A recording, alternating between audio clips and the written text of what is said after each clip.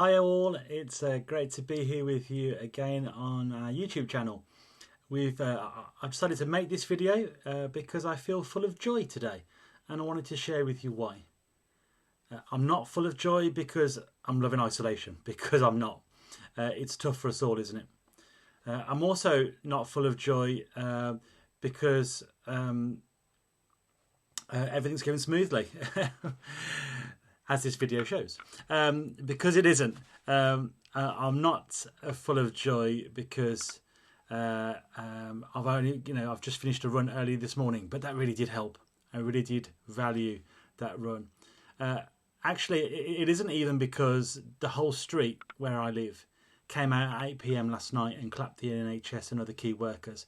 That was awesome, wasn't it? Were you part of that? It isn't because of that reason that I'm full of joy. Big thank you, big shout out to all of our key workers, all the NHS, and there's others that work in schools or delivering food and other areas. Thank you to everybody who is working tirelessly for all of our sake. And it's certainly, I'm certainly not full of joy because I'm coping easily with the multiple plates spinning of leading the church, of responding to those who are vulnerable and in need, or trying to figure out how to use technology like me. And I'm not full of joy because I feel like I'm doing a great job of being fully present with my family, because I haven't been. I'm certainly not full of joy because of the endless Zoom meetings that lots of us are finding ourselves in, or because I've got everything sorted and I'm ready. And I'm definitely not full of joy because of needing to respond to the thousands, 10,000s WhatsApp groups. I'm sure most of you are the same in that. And it's not because of any of those things that I'm full of joy today.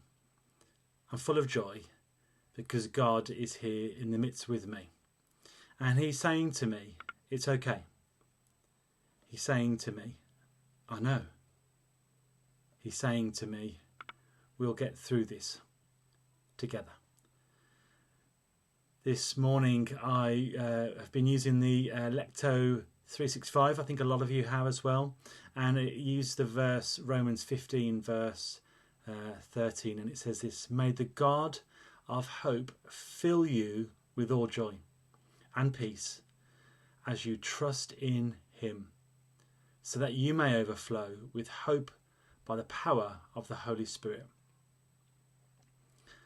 I don't know about you, but there is so much noise as we begin to face this crisis.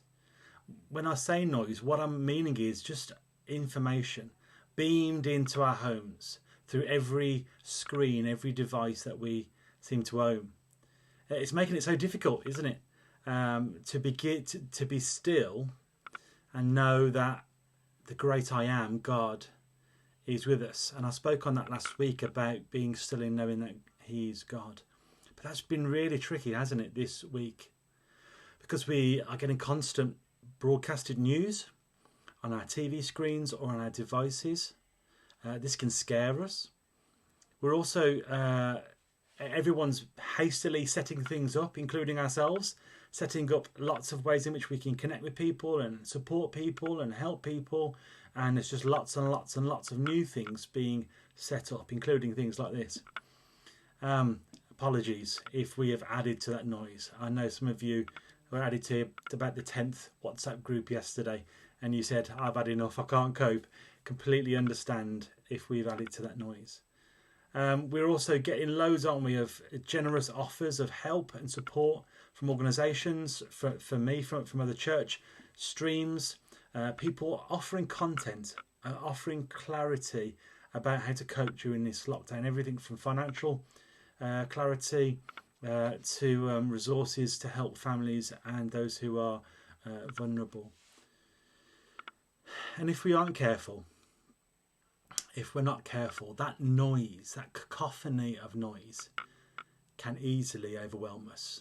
While most of it is meant for good, it can be overwhelming itself. I've certainly felt overwhelmed at times this week. I felt really exhausted at other times. And I've had feelings where, while my front door has been asked to be closed by the government, asking us all to isolate ourselves in our homes, yet still somehow through every device, every screen, every man and his dog, it feels like, have let themselves in and coming to want to interact with me, to tell me something, to give me something, to talk to me about something. Perhaps you've felt similar to that. It kind of feels like a sprint, doesn't it? And yet we are being told through all of this in this lockdown that actually it's going to be more like a marathon. But it feels so like a sprint. And if we're not careful, feeling like it's a sprint, running at the pace that we're running, will leave a lot of us feeling like we can't keep up. And a lot of us feeling like we're going to burn out. So, Matt, come on.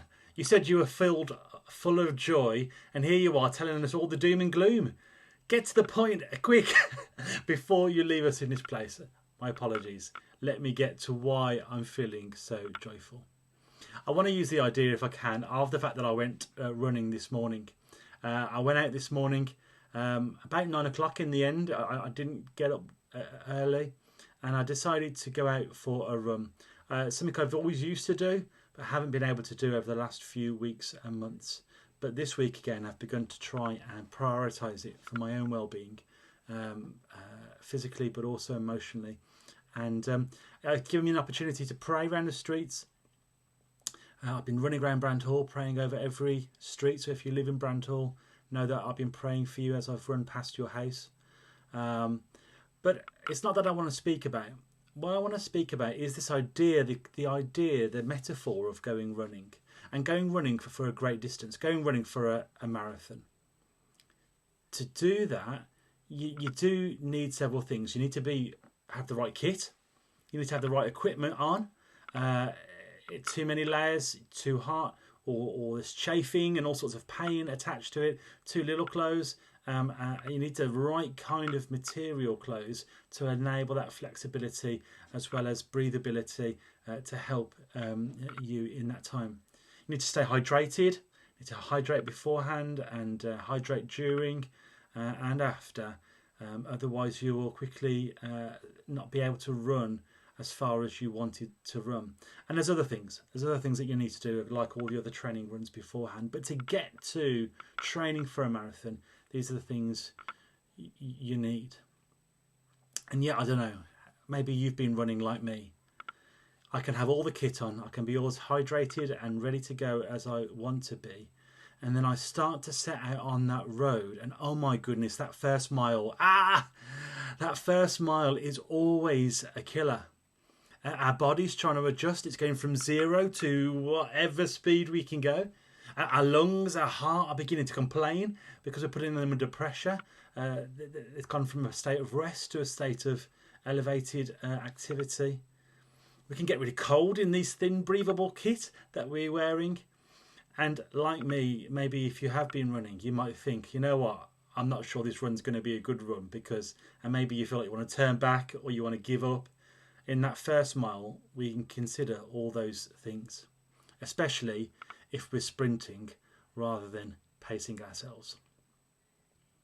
And yet somehow through the experience of running, we become more resilient, more able to cope. We have those learnt experiences that first mile is going to be tough.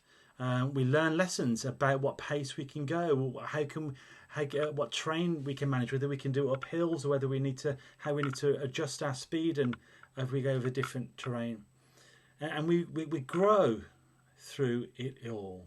We grow through it all and we learn what we can cope with and how we can cope with it. So my joy today has come from a greater awareness of God being present in this day with me. Hearing God say in the midst of it all, it's okay. Matt, I know. And we will get through this together. Don't give up on the first mile. You see, we aren't alone, are we? We will cope if we trust in Him. If we learn the lessons of what we can cope with, He will show us. He will strengthen us. He will help us learn through times where we make bad choices and do too much. We will grow and we will understand and we will get ready at running at the pace we need to run for a marathon rather than a sprint. There's a lot there, isn't there, in those thoughts I've just shared. Let's get ready to run at a pace that fits us, that fits the season before us. Let us know that God is present in it with us and he will sustain us through it all. There is joy in knowing that. Let me finish with 3 bits of practical advice I've learned or has been shared with me that I want to offer to you. The first thing, number 1, the mute button is your friend. That's the mute button is your friend. With all this streaming into our homes through devices and TVs, we need to learn when we've had enough. We need to be grown up enough to press mute, to go, I have reached my capacity and I'm not going to look at that anymore. Folks, sometimes we need to press the off button on our devices. If we were at work and we were working at the hours that we were working and we were due to finish at 5, you would turn your computer off at 5 unless you agreed to do a bit extra. You wouldn't carry on doing it throughout the rest of the day because you know you'd burn out. In that same way, we need to learn together when to press mute. And that pressing mute needs to happen with those message groups that we talked about, rather than hearing the 10,000 pings. And they all might be really valued contributions or encouraging things that others are praying. I know a number of you are a part of the prayer group and it is a wonderful group to be part of. But as the group has grown in size, so I think there's 40 or 50 people now, so you're getting 40 or 50 people's replies. And you can go away from your phone and then 10 minutes later you've got a lot of things to catch up on. You learn that you can press mute and that you can look at it when you have chosen to look at it. Please do that with our message groups. Please do that with the content that we're sending out as a church. Know that you can make a choice to when you are ready to and prepared to engage with it, and that you can press mute. Honestly, we will not be offended if you choose to do that. Please, if you want to learn how to do that with some of the technology, speak to one of the staff team. I'm sure we'll try to help you, or perhaps one of the younger generation, and they'll help you also. Learn to press mute. That's the first thing. Number two, this is important, this one. Recognise that we are all a bit like missionaries at the moment. We are all a bit like missionaries at the moment. And this is what I mean about that. If one of us was to go to a foreign country and live there, and we arrive and we get off the plane and it's a different language and there's a different way of everyone doing everything, we can easily become overwhelmed. And often it can leave us in a state of shock. And they actually identify this. It can be a culture shock. Does that sound familiar? Any missionary will tell you that when you first arrive in that new culture, you're wanting to learn everything. And so you're trying to take it all in. And so you're mentally, physically fatigued because you're trying to take that all in. You're running on adrenaline often because you're all these new interactions. And so sort of socially you can get fatigued. And yet you're embracing it all, trying to learn it all, but in the same instance, and this is where the shock comes, because you're doing the both things at the same time. In the same instant, you also crave what was normal. You crave the old of what it used to be like before you came into this new culture. You crave that old way, that old pattern of your life before you came into this new space. It's natural. Folks, it is normal, and everybody is feeling it. So don't isolate yourself. And certainly, please don't rubbish your ability to cope. We are all doing our best to cope, living as cross-cultural missionaries. We can reach out to God and we can say, God, we want to know that you are here with us. And he will say to us, it's okay. I know. We're going to get through this together. I want to encourage you. Reach out to each other as well. Be accountable. Share honestly how you're coping or not coping. Trust me. even those of us who feel moderately equipped to cope with the technology are still feeling in a state of shock with all that's going on. It is natural. It is normal. So that's the second thing. First thing was learn that mute is your friend. Second thing, that we are all cross-cultural missionaries at the moment. And lastly, learn to segment your days. Learn to segment what you are doing in each of your days. So often we as modern Christians think that when we do spiritual activities, that's the only time that God is with us. It's not. God is with us in all the things, in all the everyday things. And it matters to him just as much of how you are living and doing and treating yourself, looking after yourself in those ways. But we need to learn how to segment. How to segment is important to combat the blurring of all the boundaries and spaces. We are all living and breathing in one space, in one area. You're currently in our spare bedroom, where we have guests, they come and stay here. This has become my office. And yet it's also got filled with lots of other things in here. You can just see the wall and the door at the moment. But I was on a call and someone walked through the door and had to say hello to the people that I was in a meeting with. So this is also, so it's my office, not just a spare room. And my bedroom's just next door. And the living room's just downstairs. This house is no longer just my home, the place where I come to relax. It is also a place of work, and also in the coming days a place of church. Each of us are having this blurring of spaces. So I want to encourage you, learn to segment.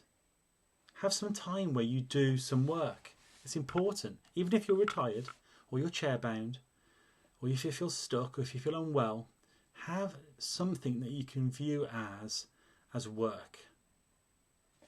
Whether that's doing something in the garden, whether that's something in the home, whether that's homeschooling your children, view something as work and put it into work, because God made us to work. It gives us something practical to focus on, and it's good for us. Secondly, have some times of rest. So important. We've talked before about how we need to work out of our rest. So this probably should have come first, shouldn't it? Have a time of rest. It is okay, and God is with you as you relax, as you switch off. Make sure you're prioritizing sleep. Make sure you're prioritizing periods of getting up out of the chair and moving into a different space. Also have some time for fun and relaxation. Why don't you play games if you've got kids with you? I think the Jordans were telling me the other day about how they were doing a board game over a video call to family in another space. Why don't you do that?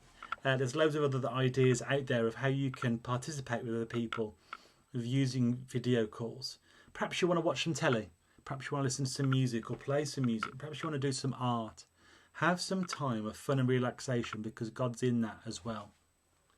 Also exercise. You know, the government has said it's going to limit us to just one period of day of exercise at a time. But I know for some of you, maybe like me, we've not been doing one period of exercise for quite a long time.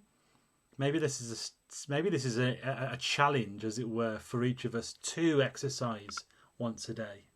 Get out of our chairs if we're able to, and do some exercise. Maybe if you're chair bound, maybe contact Viv and see if she can give you some exercises that you could do in the comfort of your own chair. But let us all have some time of exercise that we're moving about. And you know what, folks, I would also encourage you to have some time to clean where you are inhabiting, to take care of your environment, not just your garden space. I know a number of you are wanting to spend time out in the garden, but also your very homes. Take care of it. Look after it. Be good stewards for where it is you live. Not as a pressure, but as a way of doing that bit so you feel like that this place that you're inhabiting is a nice place for you. It's comfortable, that you can enjoy it, that you take time over cooking good meals, that you take time over cleaning areas so that you enjoy living there, rather than feeling like it's just going to become more and more grubby as we all feel so closeted in this environment. And lastly, take time to interact with other people. It's important. even for those introverts of us. It's important that we have these interactions, that we have quality time with other people. So do seek those out. So there are those three things, three practical things. Mute is your friend. We are all experiencing that shock of being cross-cultural missionaries and learning to segment your days and your weeks. Remember, it's a marathon, not a sprint. And as you grow during this season, I pray that you may learn your limitations. You may learn how to cope. You may learn about making decisions of what things you let in or block out in different times of your day. So I've said all that. That's a lot to say. God is in the midst with us. Acknowledge He's there in the ordinary. And as you finish this video, perhaps you may want to just take a few moments. I'm going to put a link to a song that I've really valued by a guy called Matt Maher. It's called Abide With Me. I'm going to put that in the description, and maybe you just want to sit and listen to that. That might be a good thing to do. I hope you all can join us on Sunday. We're going to do the Zoom Sunday service, Sunday gathering together. And if you want to know how to do that, if you've not had a chance to do it so far, I mean, there was about 30 or 40 of us that joined in last week at 10:30. It was great encountering one another. If you want to know how to do that, I'm going to send it out via Church Suite again, and we're going to put it on our Facebook page so you can join us in that way. Please do join in. We're not able to share the video beforehand, as in live, but once again in the descriptor below, it will say about where you can find session 7 of the prayer course. If you get a chance, watch it before you join us on the Zoom call. Be blessed. May you know that God is with you. May that fill you with joy. That God loves you. He will never leave you or forsake you. And as we grow through this season, we can know, like it says in Matthew 28, verse 20, it finishes with this. Jesus says, at the end of the Great Commission, he says, "And surely I am with you always, and to the very end of the age." Blessings to you all.